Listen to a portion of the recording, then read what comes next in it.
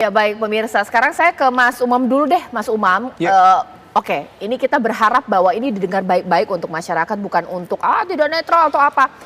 Sudah mendengar pasti ini ada laporan dari daerah sini, sana, sini. Tapi dengan dugaan pelanggaran pemilu saat ini dan dikomparasi dengan pemilu-pemilu sebelumnya, yang sekarang ini sudah termasuk TSM tidak sih? Terstruktur, sistematif, masif, bagaimana? Begini, kalau menjawab pertanyaan itu Mbak, kita tentu harus kembali pada pasal 286 Undang-Undang Nomor 7 Tahun 2017.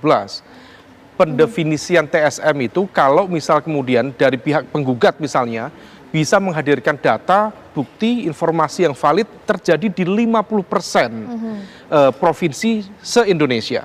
Dan tentu untuk menghadirkan data dengan angka yang 50% itu tentu tidak mudah. Dan ini menjadi tantangan tersendiri. Oleh karena itu kemudian bisa dipahami misalnya seorang Pak Mahfud misalnya, kemudian justru tidak ikut-ikut mengambil jarak dengan positioning dari capresnya sendiri Mas Ganjar. Nah maka kalau misal kemudian memang tidak mudah untuk menghadirkan bukti-bukti terstruktur, sistematis dan masif, maka kemudian muncul sebuah ide baru. Karena memang pembuktian dalam konteks sengketa pemilu di Mahkamah Konstitusi itu tidak mudah, maka kemudian dibawa dalam konteks politik. Meskipun kita paham betul, dalam konteks Mahkamah Konstitusi itu konteksnya sengketa kepemiluan. Adapun di konteks angket yang mau diinvestigasi oleh teman-teman di partai-partai baik kubu 01 maupun kubu 03 adalah mencermati, menginvestigasi dalam konteks ini adalah keterlibatan pemerintahan. Dalam lebih detailnya adalah peran dari Pak Jokowi sebagai presiden dalam konteks upaya untuk menyukseskan atau menggunakan kekuasaan dan lain sebagainya. Nah ini menjadi tidak clear. Jadi sebenarnya angket itu yang ingin disasar apa? Apakah kinerja KPU, ataukah kinerja Bawaslu, ataukah kinerja DKPP, ataukah sebenarnya the main target itu adalah kredibilitas dari pemerintahan Pak Jokowi itu sendiri. Nah ini yang kemudian perlu dipisah secara lebih clear, sehingga kemudian kita bisa paham. Kalau misal kemudian targetnya adalah menghadirkan let's say 2 putaran, kalau melihat dari gapnya itu terlalu jauh. Nah maka kemudian tampaknya yang bisa dilakukan oleh teman-teman di sini adalah melakukan evaluasi terhadap keterlibatan dalam konteks ini dugaan pemerintah, meskipun tentu juga tidak mudah. Nah oleh karena itu, tapi sekali lagi rasa-rasanya terjadi fragmentasi cukup serius. Kalau misal Nasdem tadi Pak Surya Paloh kemarin sudah bertemu ya, lalu di layar kedua kita lihat betul statement dari Pak Ahmad Ali dengan statement dari Sekjen Pak Hermawi Taslim itu sangat berbeda. Pak Ahmad Ali itu seolah kemudian mengatakan say no pada angket. Pak Hermawi Taslim, Sekjen, mengatakan oke, tapi kemudian lihat dulu PDIP seperti apa. Problemnya juga Mas Ganjar mengusulkan, tapi sepertinya mesin PDIP masih belum hidup sampai sekarang juga. Mas Burhan, ini mengingat konsentrasi dari riset Mas Burhan ini kan mengenai vote buying, bahkan juga money politik dalam pemilu, itulah cacat-cacatnya pemilu di Indonesia. Tapi dengan kondisi sekarang itu memangkah ada mengarahkan sebuah pengarahan kekuatan memenangkan satu paslon, ataukah ini kesalahan administrasi, kesalahan-kesalahan minor yang ranahnya itu bukan politik tapi hukum? Seperti apa Mas Burhan? Iya, kalau kita lihat dari pelanggaran atau dugaan kecurangan di hari H sepertinya sulit ya untuk membuktikan unsur TSM. Karena kita tahu di hari H itu kan bagian atau rangkaian dari sekian banyak proses pemilu. Jadi proses pemilu kan bukan hanya di hari H. Kalau berdasarkan hari H, ya kita tahu seperti yang ditemukan oleh quick count atau kawan-kawan yang menjadi saksi di TPS itu terlalu sedikit ya kecurangan yang dipersoalkan. Kalau kita lihat argumen dari Mas Ganjar atau Mas Anies, kan argumennya kan sebelum hari H mereka tarik terutama pada saat MK memutuskan untuk mengabulkan putusan nomor 90 yang kemudian memberi tiket konstitusional buat Mas Gibran. Kemudian dikaitkan dengan pelanggaran etik yang diarahkan kepada Ketua KPU dan kemudian ketidakpercayaan terhadap Bawaslu. Jadi rangkaiannya itu bukan hanya di hari H. Dan kalau ditanyakan soal beberapa argumen mereka, misalnya soal bansos ya. Nah soal bansos ini menarik nih, kita punya pertanyaan di exit poll, Caca. Jadi pertanyaannya itu bukan hanya bansos tapi juga misalnya beras 10 kilogram, kemudian juga rapelan gaji. Nah, exit poll ini kan survei yang dilakukan kepada responden setelah mereka mencoblos di TPS yang terpilih sebagai sampel. Nah, memang kita temukan ada 45% warga yang mengaku menerima bansos dalam berbagai bentuk. Ya, ada 45%. Tapi 55% mengatakan tidak menerima. Nah, pertanyaannya, bagaimana perilaku pemilih warga yang terima bansos dengan yang tidak?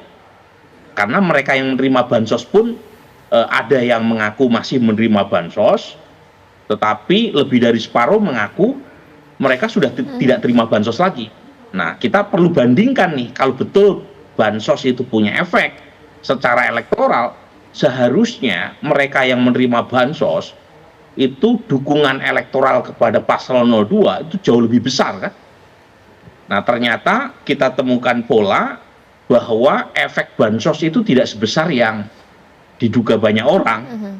Jadi mereka yang menerima bansos memang cenderung lebih memilih paslon 02. Itu jadi kita breakdown, kita cross tabulasi mereka yang mengaku menerima bansos dengan pilihan ketiga paslon itu memang ada indikasi bahwa mereka yang menerima bansos memilih paslon 02 sekitar 59 sampai 60%. Kalau masih menerima bansos elektabilitas paslon 02 60%. Tetapi overall yang pernah terima bansos 59%.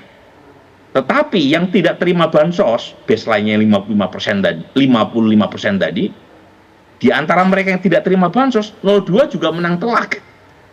Ya, memang elektabilitas 02 sedikit lebih rendah dibanding yang terima bansos, sekitar 56%. Jadi kalau misalnya selisih sekitar 6%-an itu dianggap efek bansos, pertanyaannya, secara statistik signifikan atau tidak perbedaan elektabilitas paslon 02 bagi yang terima bansos atau yang tidak terima bansos.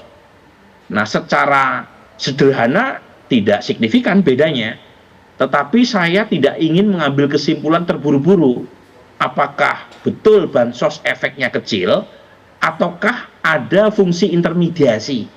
Nah, ini agak istilah teknis sedikit ya. Jadi jangan-jangan bukan soal bansosnya per se. Jadi bansos punya efek positif meningkatkan kepuasan terhadap Presiden Jokowi dan kepuasan terhadap Presiden Jokowi tadi punya korelasi positif dan signifikan terhadap pilihan responden kepada paslon 02. Nah, mungkin itu yang lebih meyakinkan secara statistik. Sebab kalau misalnya kita langsung cross tabulasi terima bansos atau tidak dengan pilihan 02 itu efeknya kecil 3%. Jadi menurut saya bansos menjadi intermediasi yang menjelaskan mengapa kepuasan terhadap Presiden Jokowi tinggi dan itu memberi semacam karpet merah bagi elektabilitas paslon 02. Tetapi lagi-lagi memang ini persoalan yang sangat pelik ya, Caca, karena ya pemerintah punya argumen teknokratik sebenarnya. Karena kan ada El Nino, ada keterlambatan panen, dan kemudian menyebabkan produksi beras merosot drastis. Dan kalau misalnya masyarakat tidak dibantu, maka masyarakat akan kesulitan untuk membeli beras, terutama kelas menengah bawah. Jadi ada argumen teknokratik yang kemudian bercampur baur dengan argumen politis. Nah, ini yang menurut saya menjadi isu ya, berkaitan dengan apa yang diklaim sebagai kecurangan sistematik itu. Meskipun lagi-lagi seperti Mas Umam bilang, tidak mudah menjelaskan argumen TSM tadi di saat kemenangan paslon 02 itu terlalu jauh ya.